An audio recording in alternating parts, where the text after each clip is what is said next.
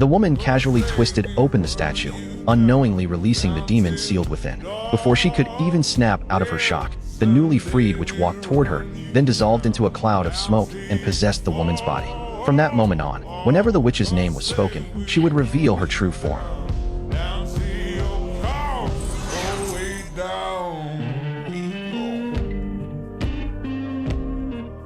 Everyone who witnessed this trembled in fear. But despite her overwhelming power, the witch couldn't harm any of them. Her heart, buried deep within the cave, had been secretly excavated by the archaeological team and now rested in the hands of military commander Amanda. To stay alive, the witch had no choice but to bow down and serve her. At Amanda's command, the witch immediately put her abilities to work. In the blink of an eye, classified documents landed on the table. The general flipped through the files, stunned that intelligence he'd worked so hard to obtain had been retrieved so effortlessly. To demonstrate her absolute control over the witch, Amanda slowly thrust a blade at the witch's heart.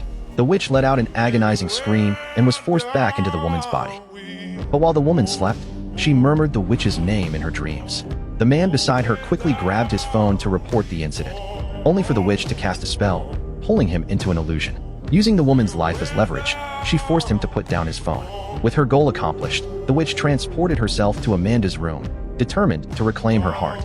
But the moment she approached the container, a self-destruct mechanism began beeping, forcing her to retreat. Left with no other option, the witch searched for another way out. Suddenly, a familiar voice called out to her. She looked up and discovered the soul vessel imprisoning her brother right before her eyes. Without hesitation, she made her way to a subway station restroom and selected an unlucky victim as a host.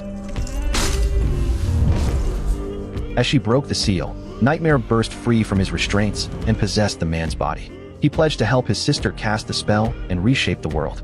But with her heart still in Amanda's possession, the witch had no choice but to return to the woman's body and bide her time. Meanwhile, Nightmare followed his sister's instructions and headed to the subway station. The possessed man suddenly collapsed on the platform. An officer approached, thinking it was a medical emergency. A nearby doctor rushed over to help, only for a tendril to shoot out, snaring both the doctor and the officer, dragging them onto the tracks. Nightmare fed on their bodies as sustenance, growing stronger rapidly. He then channeled the electricity from the rails, and within moments, he was reborn. An oncoming train was reduced to dust in an instant. Screams echoed throughout the station. The emergency response team arrived on scene, but against a being as godlike as Nightmare, they stood no chance. In mere seconds, they were all wiped out. Following Amanda's orders, the man brought the woman to the scene, hoping to use the witch's power to teleport a miniature nuclear bomb next to Nightmare and take him out. But once the witch gained control of the body, she dropped the bomb and vanished. By the time Amanda realized she'd been played and tried to destroy the heart, it was too late.